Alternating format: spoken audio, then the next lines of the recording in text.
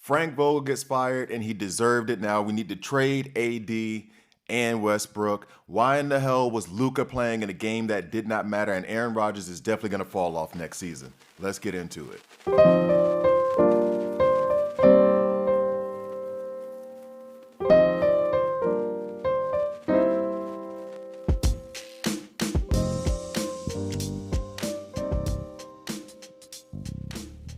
Hi guys, I'm Gravy here, and this is I'm Just Saying. If you're watching this episode, this is the test episode for this show that I'm trying to develop, so I appreciate you checking it out. I want you to, in the comment section below, any negative, positive feedback that you have, give it to me. The way that I'm trying to do this show is just a chill vibe, like you're talking with a friend about sports.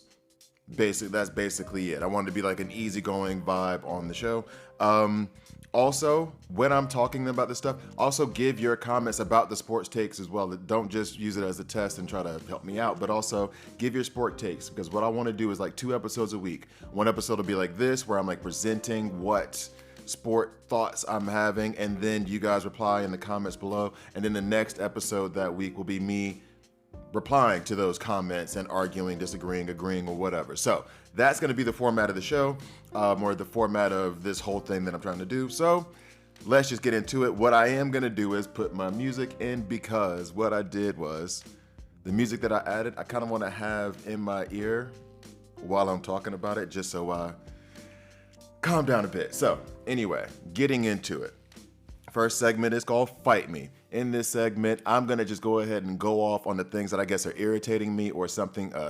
I don't even want to call it a hot take. This is just like my take on something, and then fight me on it or not. Not for real, though. Fight me in the comments. And kind of be, respectful. You ain't got to, keep it PG. Let's put it that way. All right, so first topic. Frank Vogel deserved to get fired. Now let's trade AD and Westbrook. Now, just out the gate, I am a Lakers fan. I'm not going to go into the story of how I became a Lakers fan, but I am one. And seeing Frank Vogel get fired, I thought he deserved it. Why? Because that man deserves to be happy, okay? With the stuff that he had to put up with this season, with players not paying attention, play calls that he would make, they would just go out and ignore it. He deserves to be fired, because he does not deserve to go through that hell that he was going through in the first place. Let that man be free. Now, trade Westbrook and AD. Both of them, if you can. If I'm an opposing team, if you come to me with a trade request and you're like, oh, I got AD and I got Westbrook, I'm going to be like, what else you got? Because right now, Westbrook, as much as Westbrook is a player that I love/hate. Like, I love his energy. I love that he gives it everything he's got on every single play. But sometimes it feels like he would run into a brick wall, and if he didn't go through it, he would just keep running into it over and over and over again, and not maybe adjust the thought process on how to get through the wall. He just knows one speed. He knows one way, and that's how he goes. So I love and hate it. It's frustrating, but it's also awesome to witness.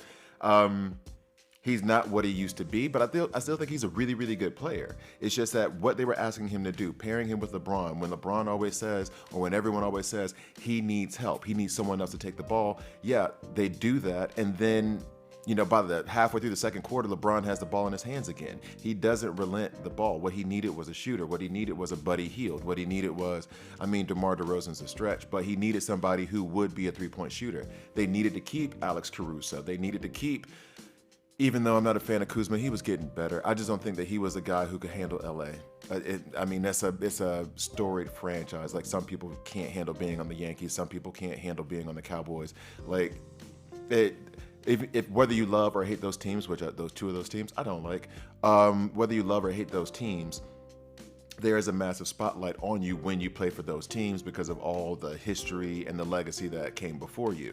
Some people can handle that, some people can't. And Kuzma was put into the spotlight. He wasn't allowed to really be a role player. Then he got pushed back down one, and then he's not so great. Anyway, let's get off that for a second. Regardless of, Westbrook is not what he used to be, and what he is now is not going to help get a championship. It's definitely not going to help a team with LeBron James. AD is a walking piece of cracked glass. Like, not even a non-cracked piece of glass. Like, touch him and he falls over. If I was an opposing team and you offered me AD, I'd be like, what else you got? Because I can guarantee that he's going to play 30 games a season, and I can't even be certain of that. Like, they got that one championship in 2020. Quiet as it's kept, the pandemic helped because at the time, AD was injured, and I think LeBron was suffering from some injuries too. That break in the pandemic, that 6 weeks off that they had, allowed them to get more time to heal so they could actually play. That's why he became a champion. That wouldn't have happened. I mean, even if all things being equal, if the pandemic hadn't happened, the place where the Lakers were at the time when the pandemic happened, AD was injured and LeBron was hurting, they wouldn't have won the championship. The time off helped them out. So if you can, get rid of AD, get rid of Westbrook, and just kind of start this whole thing over again. On top of the fact of, I know that comment came out from Magic Johnson where he said he would have been able to get DeMar DeRozan and Buddy Hield and. One, Magic, why are you recruiting for the Lakers? I mean, I know why. I get it. But number two, that wouldn't have been possible. Just for salary cap reasons, you wouldn't have been able to get DeMar DeRozan and Buddy. If you could stack the team like that, then why wouldn't everybody do it? Why wouldn't they just got DeMar DeRozan and Buddy Hield and Westbrook? Like you wouldn't have been able to get all of them and fit them under the salary cap. Now, if you get DeMar DeRozan or you get Buddy Hield, does that make them more likely to be a championship team than with Westbrook? No, not really, but they would have probably gone further than what they have right now. So those are my thoughts. Tell me what you think. On to the next topic, which is, where we at? Luka. Why on earth is Luka Doncic playing on April 10th, this past Sunday, against the Spurs, in a game that had nothing to do with seeding or anything like that? Why is he playing? Now he has an injured calf, and they've done MRIs on it, and they don't know if he's going to be able to play in the playoffs. And that happened because you were playing in a game on April 10th against the Spurs that did not matter. Hell, if he just wanted to get a sweat, let him play the first quarter, I guess, but don't put him in that game. And this has nothing to do with load management. This is all just about probability. You are more likely to get injured if you play than if you don't. Everything is wrapped up. You guys are where you are. Why does Luka need to be on the court? Just that simple. Is anything going to change if you guys lose this game? Not really. So then having him on the court does only just increases his chance of getting injured. And you're going to need him if you're going to do anything in the playoffs. Anything, period. So him having a calf injury, that's just the Mavericks' own fault. They should have just told him, sit down. In fact, like that whole, I know people don't like it, but put it this way. If you bought a ticket to see the Mavericks in the end of April or mid-April, then you should know they're ramping up for the playoffs. And so you may not see your favorite player because smart money is on them sitting. Like that, it sucks, but yeah, he's going to be sitting. Why? Because the playoffs are more important than that one game on a Sunday. Why is he on the court? Let him sit down. All your best players should be sitting.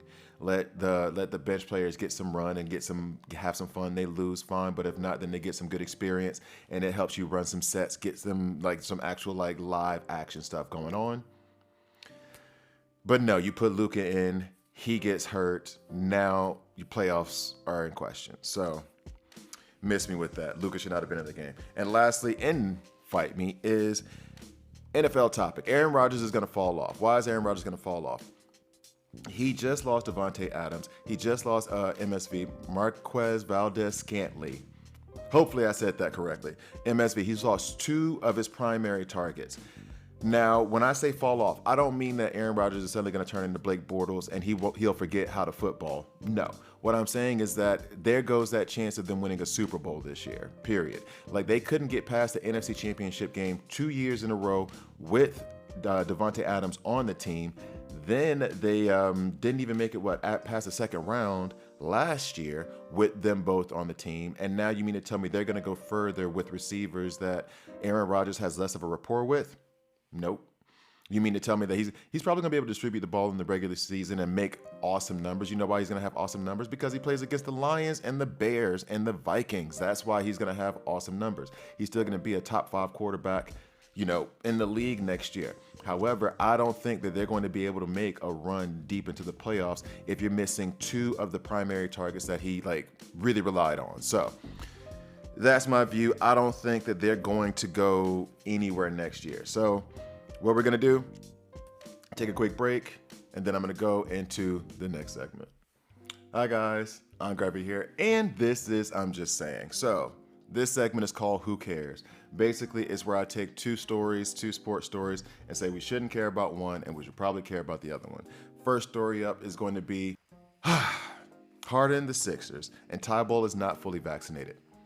So Tybalt's not fully vaccinated. They're going to have to play, I think it's going to be the Toronto Raptors that they're going to have to play in the playoffs, which means that Tybalt, one of their best perimeter defenders, is not going to be available to play in Toronto because he can't get in the country because he's not fully vaxxed. Apparently, he got one shot and was like, that's enough. And guess what? It's not. He can't get vaccinated now because you have to wait 2 weeks before you can travel with that. So he's just not going to be able to play for the Raptors in Toronto. So the reason I'm saying so to that is that the Sixers aren't going anywhere. I'm sorry. This means that maybe they're bounced in the first round instead of the second round. Sure, Embiid has been a beast this season. However, Harden is I remember when the first 5 games were played and they were like, oh yeah, he's doing great. Look, he's just fitting right in. They played the Knicks. Okay? Every team looks good against the Knicks. That doesn't show me anything. Now you're seeing what's really happening with the team and maybe how toxic James Harden is. The team has done better and they had a pretty good stretch towards the end, but we all know that he's infamous for disappearing in the playoffs at certain points. He's okay in the playoffs, and I think it's kind of overstated how much he quote unquote disappears, but he does, kind of. And now at this point with the team that he just joined, he's not doing great on that team. He's not putting up great stats. And then your best perimeter defender is not going to be there in Toronto. I mean, honestly, I didn't think they were going to go deep into I don't think they were going to make the conference finals regardless. But now, okay, so what? What should be cared about is, one second. Let me, what should be cared about is this idea, and sorry to bring Westbrook up again. Jordan was looking at, apparently, rumor was that Jordan was thinking about bringing Russell Westbrook to Charlotte to help mentor LaMelo Ball. Why on earth would you do that? For who could be considered, or who is, largely considered to be the best player of all time. He has a terrible eye for talent and a terrible eye for how to build a team and make it function. LaMelo Ball is doing just fine by his damn self. The last thing he needs is the influence of Westbrook. I'm sorry, and I know I just went to that Westbrook thing, and I don't think he's a bad dude or anything else. When I say this stuff, this means strictly from a basketball perspective. I think he's a good dude. He was on one of my son's favorite TV shows, like Henry Danger. That's how my son got introduced to Westbrook. I think Westbrook is probably a really good guy. Strictly basketball speaking. I don't want the Westbrook point guard experience to become part of LaMelo Ball's game if I'm an owner/coach. LaMelo Ball is doing fine. Give him another year or two. He's going to be absolutely incredible. Westbrook may be able to help him with professionalism and, well, honestly, judging by Westbrook's press conferences, maybe he won't be able to help him with that. But maybe work ethic or something like that. But the actual thinking through the game, LaMelo Ball, he doesn't need that help. He doesn't need help from Westbrook. Why are you going to bring over Westbrook at $47 million a year or next year to help LaMelo develop? LaMelo's developing just fine by itself. That is what we should be more concerned about, as opposed to the Sixers, who are going to get bounced early in the playoffs anyway. And then lastly, who is going to be MVP in the NBA? Jokic or Embiid? Who cares? Why? Neither one of their teams are going to get far in the playoffs. I've already given you my spiel on the Sixers, and honestly, I think that Embiid deserves MVP more than Jokic, just because he was able to get his team to the 4th seed, even though they were higher up. Once they got hard and started losing those games, they started falling back a little bit. Jokic got his team to the 6th seed in the West. The West is the inferior conference now. The East is much better. Embiid has been an absolute beast, but honestly, if you said Jokic was your MVP, I can't really argue it. It's a regular season award. I don't care because really, what I do care about in the playoffs is Giannis and the Suns. Giannis becomes this unstoppable monster in the playoffs, as evidenced by last finals when he just decided, I want all the points, I'm going to make all the free throws, and I'm going to take all the rebounds. Like he's a monster. I can't wait to see them in the playoffs against whoever they play. I think what's the first matchup that they have is against Chicago. Isn't that the same team where, and Grayson Allen. I'm going to do a video on Grayson Allen and how much I can't stand him, but Grayson Allen and the Alex Caruso thing. And Alex Caruso is one of my favorite players because he was with the Lakers. I absolutely liked him because I felt like when I first saw him, I was like, is that an accountant out there playing for the Lakers? And then he dunked on somebody and I was like, oh, okay, like that dude. So I'm finding it hard for me to cheer for the Bucks just of how much I do not like Grayson Allen, but I do love Giannis, and I love watching Giannis play. That is what should be talked about. But we don't talk about the Bucks and Giannis. We don't talk about the Suns and Chris Paul and Devin Booker and how they're just steamrolling people because there's no drama. That's the same reason why Jokic actually doesn't get talked about. Their team, they win. He's an incredible player, and he's just good, but there's no drama there. We talk about the Sixers all the time because, well, the Sixers have drama. A bunch of drama. Is the coach going to be fired after this season? Is James Harden going to show up? Has he disappeared again? Is Embiid going to be able to carry the team? And then before that, Ben Simmons. Is Ben Simmons going to play or not? There was so much drama that you heard more about the Sixers. And then, quiet as it's kept, the Suns and the Bucks were like, let's just go ahead and win these games and be quiet. Let's just go ahead and get everything in order so we can be ready for the playoffs. So we don't need any drama. No drama coming over here. And they had no drama, and now one of them is a 3, and then Phoenix is the 1 seed. Those are the teams I care about in the playoffs. I do not give a damn about Embiid or Jokic being MVP because neither one of them are getting past the second round. But, so, that was Who Cares? Coming up next is Parlay. And this is Parlay. Basically, the idea behind this segment is that I'm going to pick 5 games that I was going to put in a single parlay and then put $10 down, and then the winnings would go to a charity. That's going to be the end result theme, is basically trying to predict the games that are coming up next week or over the weekend. So, but right now what I'm going to do is I'm going to use Parlay, this segment of Parlay, to predict the NBA series that are coming up right now, okay? So that's the premise behind Parlay. These are the teams that I would bet on to win their series and how many games. So let's go ahead and get to it. Now, first off, you have Phoenix, the number 1 seed, versus the number 8. Honestly, it doesn't even matter who's the number 8, whether it's New Orleans or it's the Clippers. Suns in 4. You have Dallas versus Utah. Utah's really falling off, man. Utah's really falling off. I'll take Mavs in 6. You have Denver versus Golden State. Golden State's the 3, Denver's the 6. Now, here's the problem. It depends on if Steph Curry is going to be healthy enough to play. Klay Thompson seems to be rounding in the form. I'm going to go Warriors in 7. I just don't believe in Jokic that much. Sorry.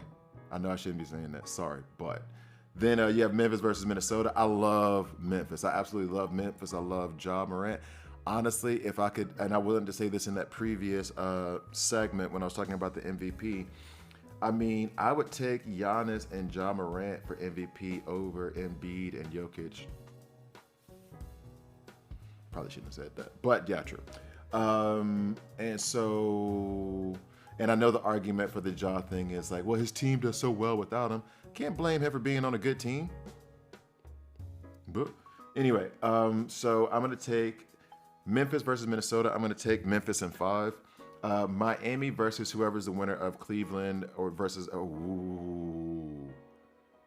Okay, so at the time of me recording this, Atlanta and Cleveland haven't played, and New Orleans and the Clippers haven't played. And so when it came to the Suns, I was fine with saying that was a sweep. I think Atlanta's going to beat Cleveland and make it into that 8th seed, and I could see Atlanta beating Miami. I could see Atlanta beating Miami. Damn. But Miami's playing so good. Okay. You know what? Forget it. That's fine. All right. If Atlanta wins and Atlanta takes that 8th seed, I'm gonna go ahead and say Hawks in 7. No. Hawks in 6. Because if it gets to a game 7, Miami's gonna win that on their home floor. So I'm gonna say Hawks in 6. I'm gonna say Atlanta takes it. Like, Trae Young shows up in the playoffs, man. I can't believe I'm saying that. Hawks in 6. Okay. Then Philly versus Toronto. Tybull's not going to be able to play, and if the Raptors can steal one game in Philly, then I think they have the series. And I think they're capable of stealing one game. I think Embiid's going to be a beast, but I don't think he's going to get his team past it. So I think Toronto in 6. It's a lot of upsets. Bucks versus Chicago.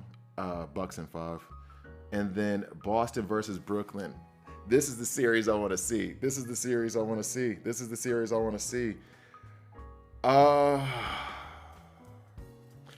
that's not fair. That should be an Eastern Conference Final series. You know what I mean? That shouldn't be first round. Damn.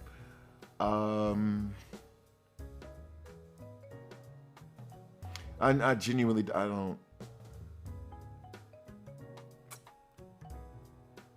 They don't have Robert Williams. Celtics don't have Robert Williams, their defensive anchor. KD damn near beat the Bucks by himself last year. And I'm going to go with Brooklyn in 6.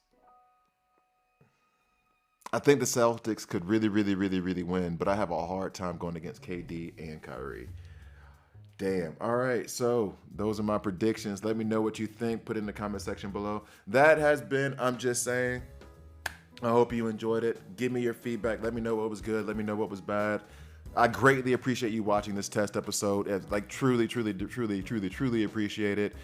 Thank you guys for watching. See you next time.